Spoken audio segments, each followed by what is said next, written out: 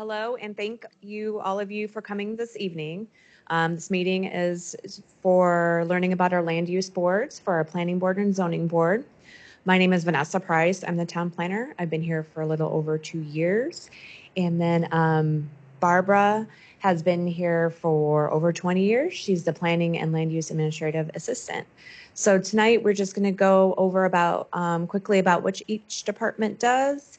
You'll hear from each of the chairpersons, from the chairman of the planning board and the chairwoman of the zoning board, and hear a little bit from the board members why they decided to be members. And then we're going to open up to like a public comment period if you have any questions or about what we all do together for the town. And if you have any other like zoning or regulation questions, we can answer those as well. So as far as that goes, I'm going to turn it over to John Driscoll for a few messages from him.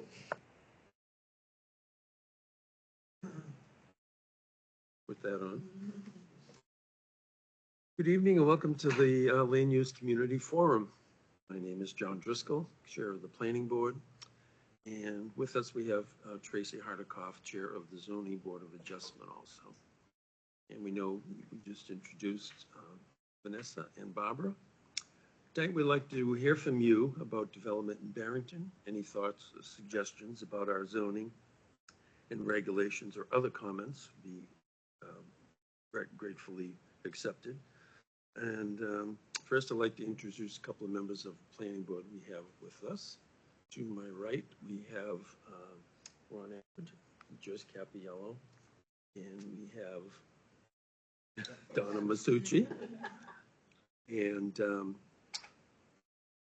I'll pass it to Tracy if she'd like to introduce Certainly. Members of your board.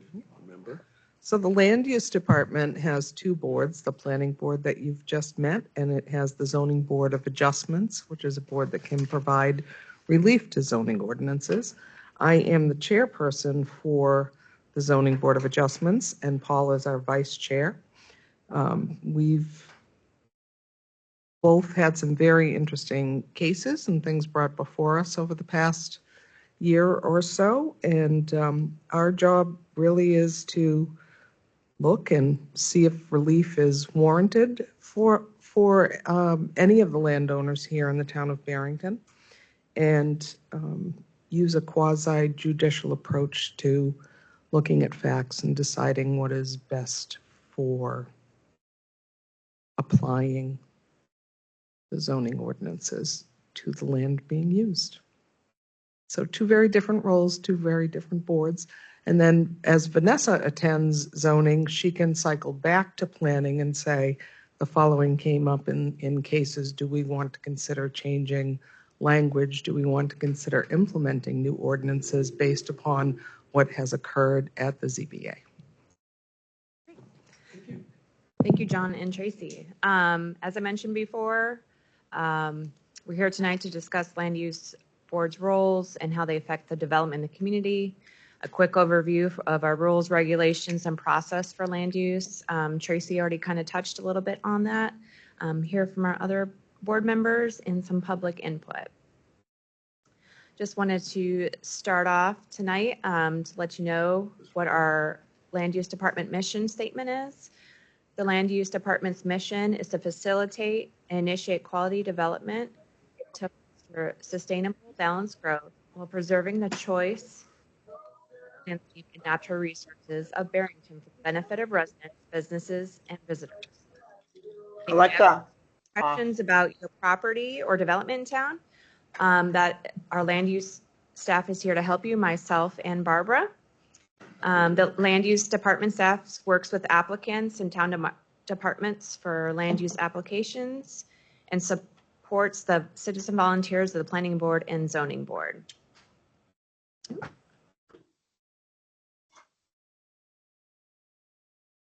Sorry.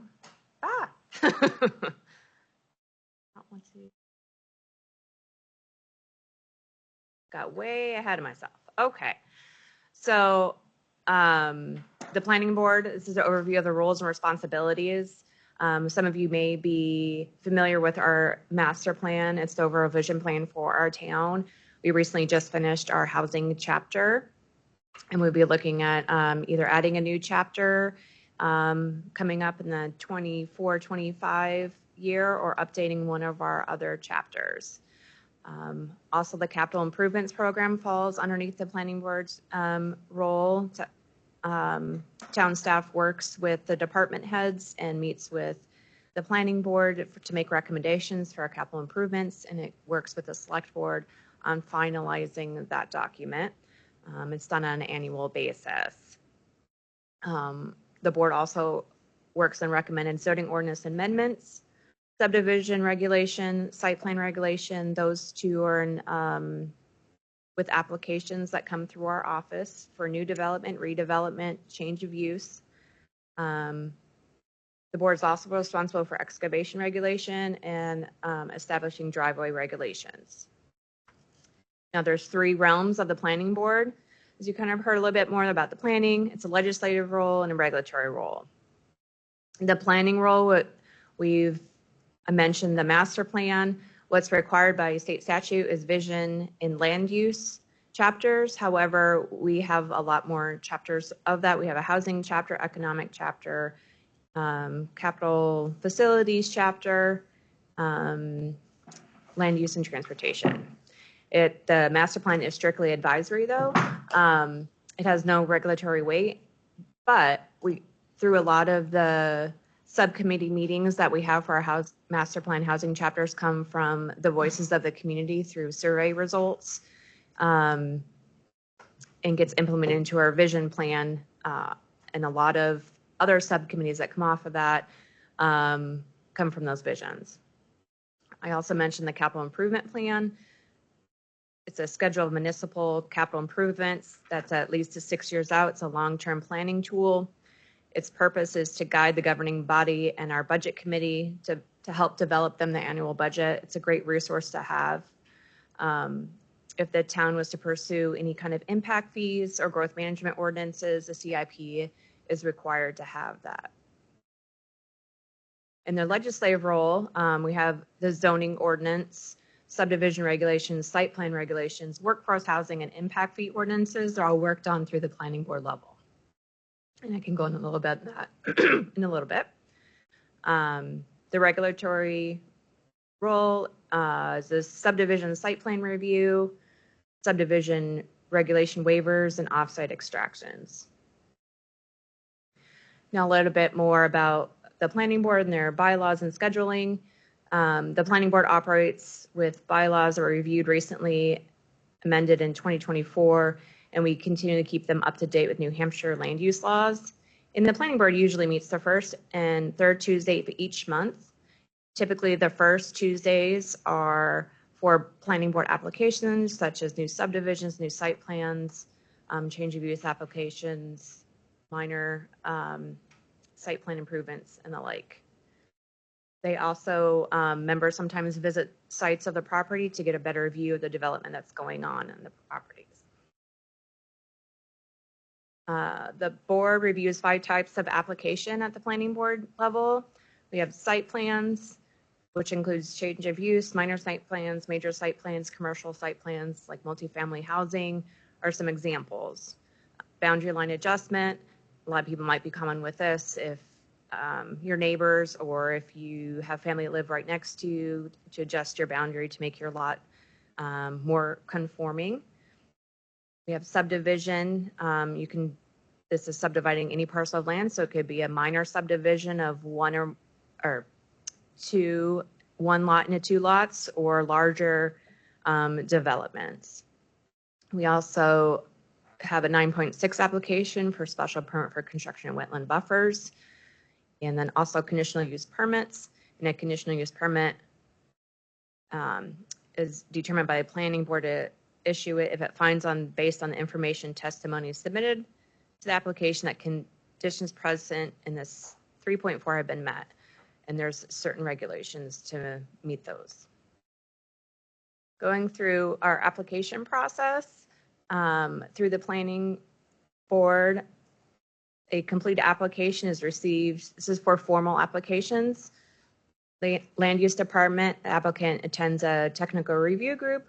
What that means, that it meets with all the department heads with the applicant to review their comments or questions about it so everybody's on the same page. And after that meeting, the application is added to the planning board agenda for the next scheduled meeting. The public notice of the hearings are all posted at town hall, the library, the post office, the land use department, and the town website under our public notice hearings. If you go to our main website, it's on the far right-hand side. Additionally, certified letters are mailed to the applicant owners and abutters of the property at least 10 days before the date of the hearing per the state RSA. Next is the procedure. As I mentioned before, the board follows the rules of procedure on how to act on applications. After an application is determined complete by the board, the chairman opens it up for public hearing. And at that point, public hearing, the board hears from applicants, abutters, and others with direct interest to get all necessary information before closing public comment. So the board can deliberate, see if they need more information to make a decision on the case file. Sometimes some cases are voted on or conditionally approved that evening, or they are continued to ask for more information. Some of you may be wondering, what are we working on in 2024? As I just mentioned previously, that we had worked hard through the master plan housing chapter with a housing subcommittee through the planning board, and the planning board adopted the chapter on June 4th, 2024. We will currently be working on either updating one of our existing master plan chapters or looking at new opportunities for master plans. At our next work session, we'll be working on that. We recently revised our subdivision regulations and adopted it on April 2nd. We'll also be working on our site plan regulations to mirror some of the subdivision regulations that have been adopted, primarily due to surety and our construction management side. We'll begin working on our CIP in October and working on zoning amendments for public hearings in November and December. So that leads me next to the ZBA, or the Zoning Board of Adjustment. Tracy gave an excellent overview of what their role is in the town. They're a quasi-judicial approach to provide relief and facts are weighed out. Oops. These are all of our zoning board members. When we have a full board, 3 of our members are here tonight, Tracy, Paul, and Parker. And just like with our planning board members, our ZBA members have a wide array of experience and expertise that they bring to the board. Some of it is public policy and management, public facilitation, real estate sales, real estate development, legal expertise, management mentoring, natural asset use for energy, and also prior planning board experience.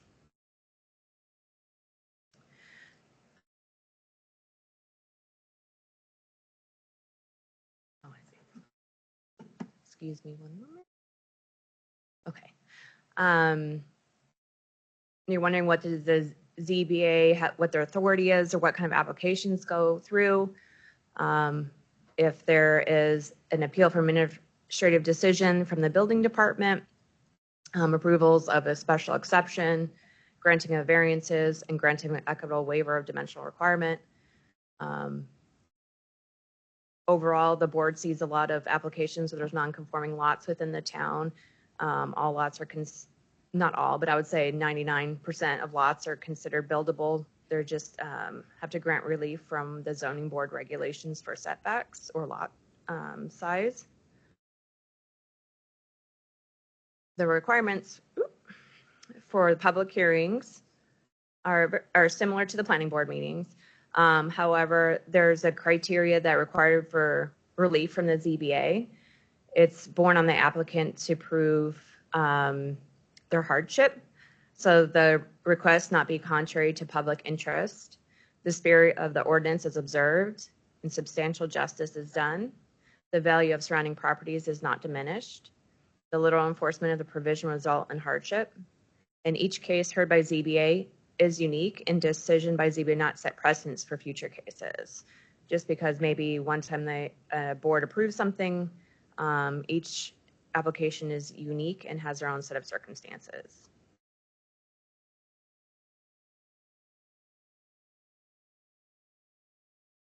I'm having technical, there we go. Similar to the planning board, the zoning board of adjustment also operates with bylaws. They were last reviewed, amended in 2023. We'll be working on amending them in 2024 to keep up to date with New Hampshire land use laws. The zoning board for Barrington meets once a month on the third Wednesday of each month at 7 p.m. And when there are no applications for new cases, the board is not required to meet. In addition, members may also be asked to attend a site visit to get a better view of the property or the situation. So in summation for ZBA, we all know that land use controls are important in shaping each of New Hampshire's cities and towns. The health, safety, and welfare of the town's residents is the utmost priority, and indiscriminate and ill-considered use of land is governed by the zoning ordinances. There are cases that require review so landowner can seek relief from a land use ordinance. And the zoning board allows these residents to seek relief when zoning provisions may seem questionable or fail to carry out its purpose in an explicit manner while limiting land use by an owner. For example, like a non-conforming lot, which is a lot of record that does not meet today's standards in a subdivision, for example, they go to the ZBA to get relief for setbacks or lot line adjustments, or I'm sorry, lot size and those sorts of situations. It has been said that the only reason zoning as a comprehensive land use planning technique has upheld and constitutional in the courts is due to its existence of the ZBA as a constitutional relief valve. Now, in short, zoning ordinances involve more unusual conditions and extenuating circumstances than other land use regulations. The zoning boards of adjustment are established to provide for the satisfactory resolution of many of these situations without burdening the courts. Our ZBA provides the necessary flexibility to ensure that the zoning ordinance are applied equitably because honest differences of opinion may easily occur as the exact meaning of words and applied to a specific circumstance.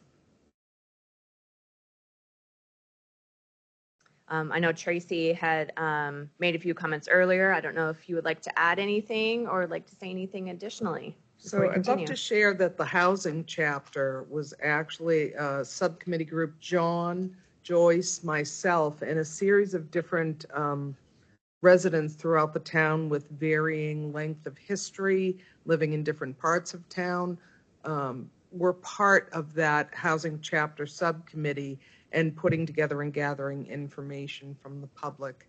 It then gets presented to the planning board, reviewed by them, marked up by them, changed by them if need be, and then finally is adopted at the select board level.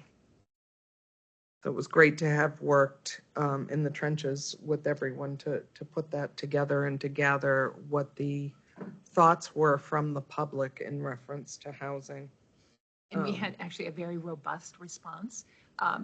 We had about 500 people, which is considered a really high amount in response surveys. Yeah. And the one other thing I'll say, because at some point we want to encourage the public to be part of any of these land use committees. The commitment with ZBA can be site visits. It can be doing, appropriate research, meeting with legal before meetings to ask questions that may be appropriate to a zoning ordinance. I think it's a really important board to consider volunteering for. I think it's a really impactful board. It requires us to function with absolutely zero bias. I'll give you an example. I had to hear a case about a new neighborhood that was, going to have an impact to my traveling with along the Malago Road. And you really, in weighing out facts that come before us, we have to tuck aside any bias that we may have and only listen to those facts. So if you're someone who's very well weighted and able to hear things and not absorb anything personal, it's an excellent role to consider taking on. I'm going to borrow Paul's book because I think this is important.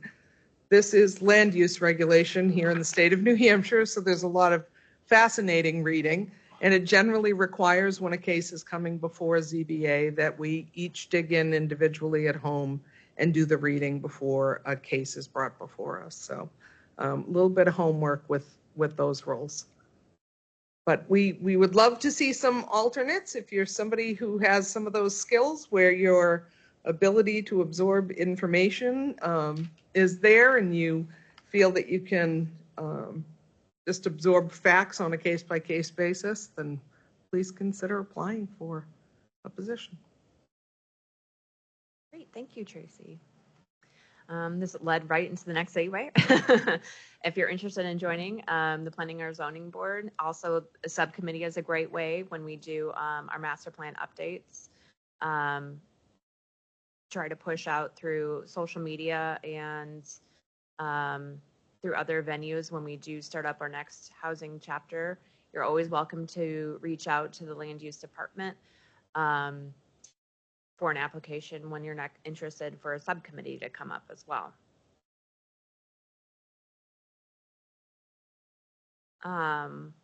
Next is just a quick little snippet to hear from each of the board members about their experience being on the land use board and why they like being part of the process. So start with John and we'll head on down.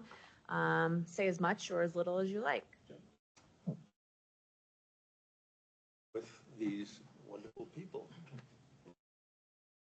They bring a lot to the table. It's interesting. Cases can vary from large projects to small projects. And I just find it very interesting. That's it. I agree. I mean, I think, following what Tracy said, I think that, there's a lot going on for planning. The meetings sometimes last a long time, as probably Paul can say. Been in some of them. But they're interesting. I've learned a lot more about what's going on in the town. You have to do some homework, as Tracy said. You get a package. You have to review the regulations and review the packages before you go into the meetings. But it's interesting work, and it's important for the town. So happy to be a part of it. So I came to planning board because I sit on select board and we all have liaisons with other committees. So when I was new, there was an opening on planning board and they like someone who's at the beginning of their 3-year term on select board because it is a learning curve. So I sit ex officio. It was a learning curve to me. It was reassuring to see that other more seasoned people on the board were always looking things up at meetings, and I'd say, what page is that on? And people have been very helpful to new people on the board.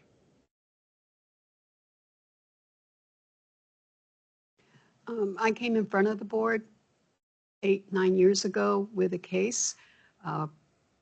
It was interesting to see how they operated. And when I was about to leave, their begs and cries for for extra people kind of strung at my heart. I went home and thought about it, came back a couple more times to see what it was about, and decided to join.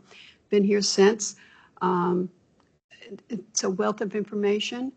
There's a diversity of knowledge on the board. There's times you'll see some of us chime in quite a bit. Other times we're not chiming in. It has to do with what we know, what our strengths are. But it's a wonderful thing to be on. I love Barrington, and being on the board kind of helps the town.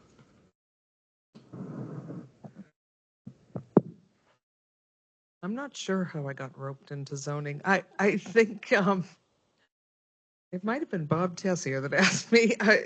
Someone who sits on one of the land use boards had asked if I would consider a position with it.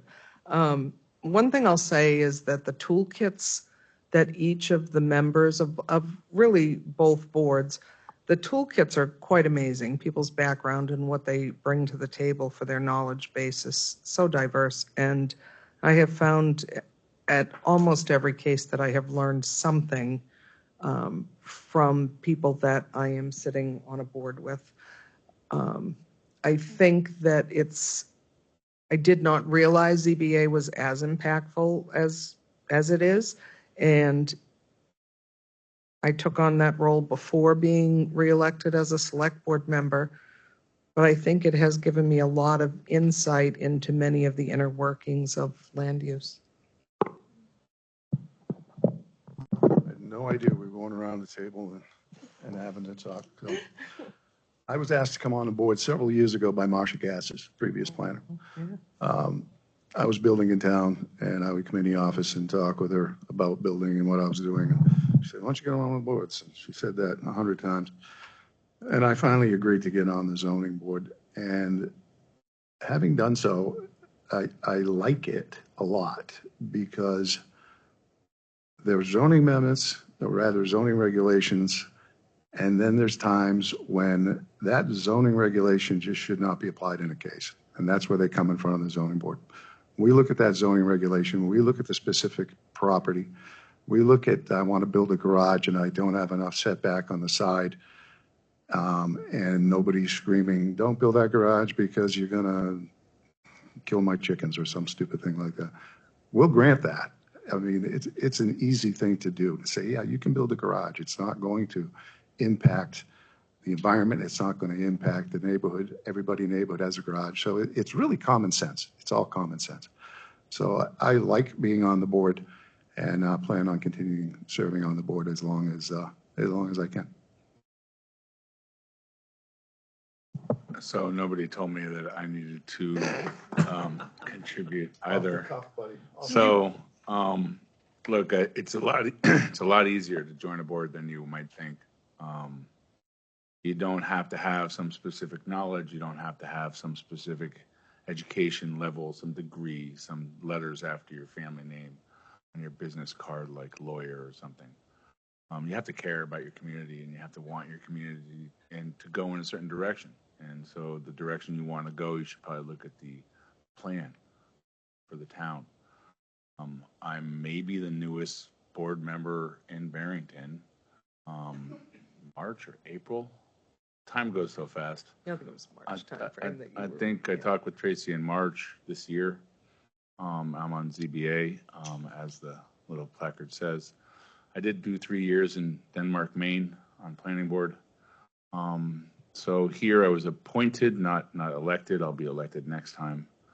I think, first of all, if you're here tonight, seriously, you should just join. Our government is to govern. It's to help figure out what we're doing. And civilization means to do what we're doing. We're trying to be civil. We're not trying to live by a bunch of laws that somebody passes to us. We're trying to figure out what way we want to live, how we want to live, and the things that happen in our community. Do we want to have some impact? The internet's great, but the internet has allowed us to kind of not relate to people. And so when I moved to Barrington, the first thing I did was say, hey, how do I contribute? There's a lot to that, and I'm not going to unwind any of that now, but that's the background. As far as joining it, there's homework, but didn't you go to school? I mean, you had homework in school. You had a book report. You had to read the book. You had to write the report, and you had to pass it in 2 weeks later. This is essentially like 4th grade. There's reading is more complicated than about some dog and, or Flipper and whatever books you were reading. It's more complicated, but you don't have to be the smartest one in the room. Like what we're all saying, there's other people on the board that bring other skills. And whether you don't understand, as long as you can say, I don't get this part, somebody will be there for your back to help you out. So I think it's a really important thing to do.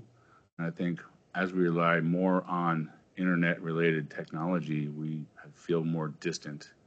And therefore, we don't feel as able to work out and help. For those of us that wake up before 5 a.m. every day, my biggest problem is it's 6 o'clock. I've been awake since 4:30 a.m. this morning, and I have a physical day. So my biggest challenge is making sure that I eat the right food before I come, because it's not that it's boring. It's just that I am really ready to go to bed by the time I get here. So So anyway, your personal life aside is, for ZBA, it's one night a month. I mean, for planning, I guess in Barrington is what, two times a month, right? So that also might weigh into your calculus, so. Great, thank you all for sharing. I think that really helps to hear personal stories from why everybody chose to volunteer. I was going to say, I think it's a little more about fourth grade, but I got you. I hear what you're saying. It's not where it is. It was perfect. I'll just say in the last of our board meetings, prepped you a little bit for the meeting. So, but I thank you for off the cuff. I think it was excellent. Okay. This is now where we turn over to the public comment portion of it to share your thoughts, concerns, or suggestions, or any questions you have for us, or any questions about zoning or regulations, or we're here for you tonight until 7 o'clock. I'll open up public comment first here in the room, and if there's anybody online that would wish to speak, you can raise your hand, and then when we open to public comment online, we can do it that way. So I guess I'd like to turn it over to open public comment. If anybody has any questions or just came here to listen tonight, that's perfectly fine too. Please come up and just state your name and address for the record, and any questions or comments or what have you. Oh, and you have to turn on the microphone, the button, and make sure it turns green. There you go. Thank you. I'm Stephen Jeffrey. I live at 128 France Road in Barrington. I've been on the planning board. I was a town forester for a while. I like to read law cases. Anyway, I have a suggestion for the subdivision regulations, and it applies to the site plan too. I think that any new development should not increase or decrease the amount, rate, or duration of stormwater runoff from the pre-development condition. And other towns have done this, so it's not impossible. Some people say it's impossible. But, you know, we need to think about what we're doing with our water. And I don't think it's fair to downstream neighbors to be subject to longer durations of runoff and increased volumes. You know, the rate is kind of immaterial. And that's all we're looking at, even though the regulations imply you're not supposed to change the stormwater runoff. Anyway, volume and duration is part of it. Put it in writing.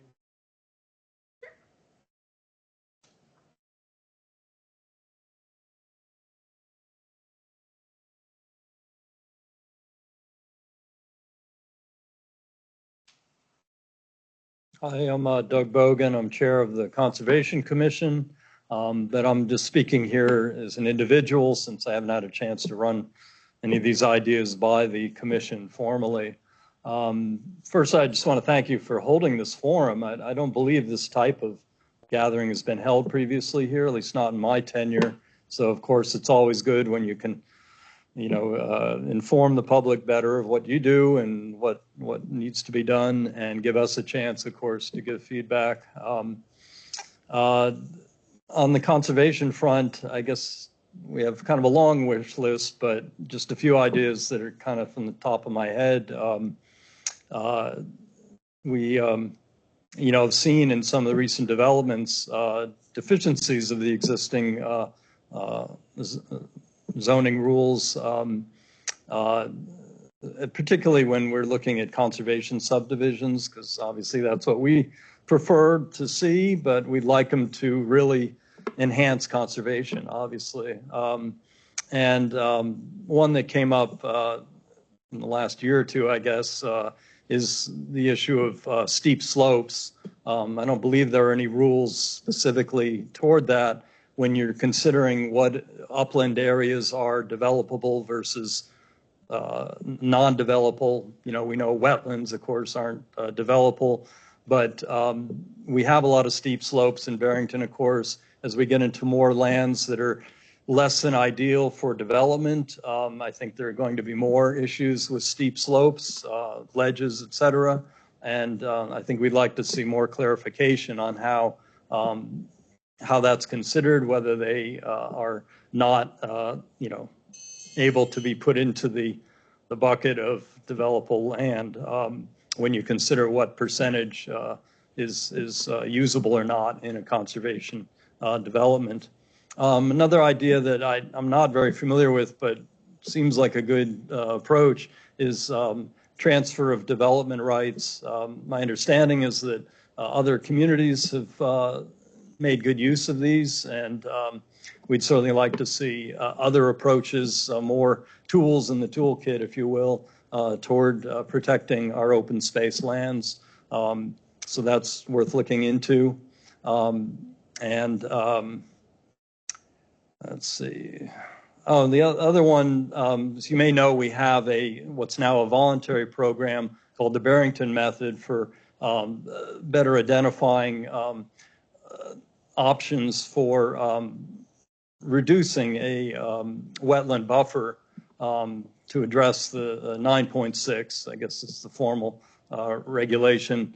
And right now it's just on a voluntary level.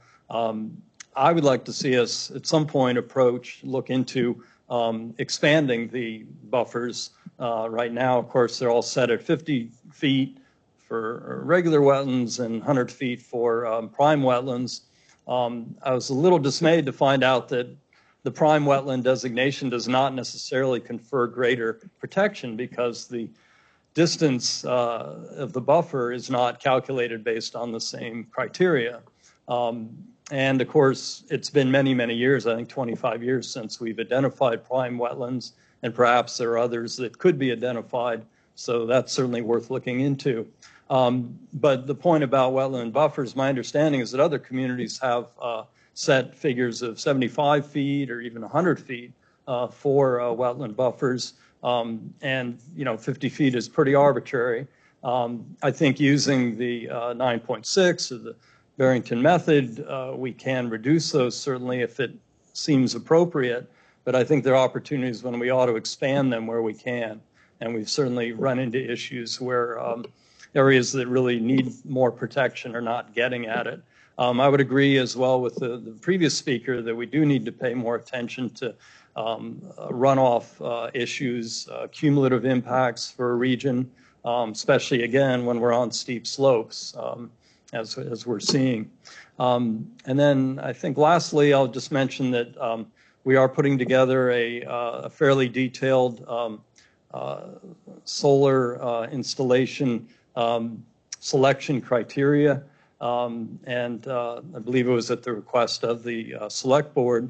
That's, of course, with the Energy Committee, which I'm also on.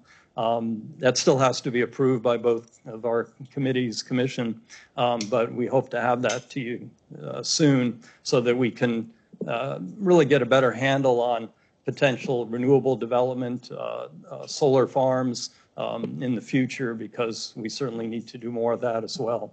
So I think I'll leave it at that, and thank you again for the time. Thank you.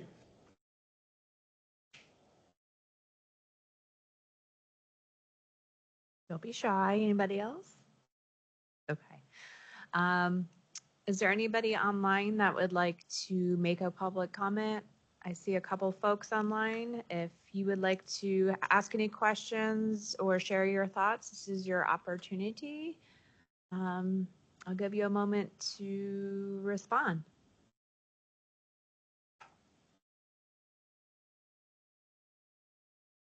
Okay, I think with that, this concludes our land use forum meeting, unless anybody would like to give any last words or anything. It was fantastic to see all of you out there. That means that you do care. Some great, recommendations. Definitely, I'm sure that we'll talk about those at our workshops and everything. This is fantastic. I really enjoy seeing here. Thank you for coming. And I would imagine most of us are around for a few minutes. If anyone wants to talk to us individually, we'll be happy to do that. Also, if you have any additional ideas you think of, please just send them to the planning department. Get a lot of check our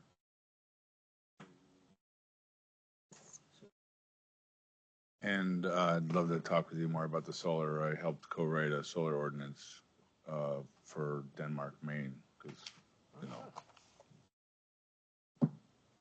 Well, great. Once again, thank you, everybody. And this video will also be shown online. I think we'll try to do this more frequently since this is our first. Annually, if not more frequently. So once again, thank you very much and have a great evening.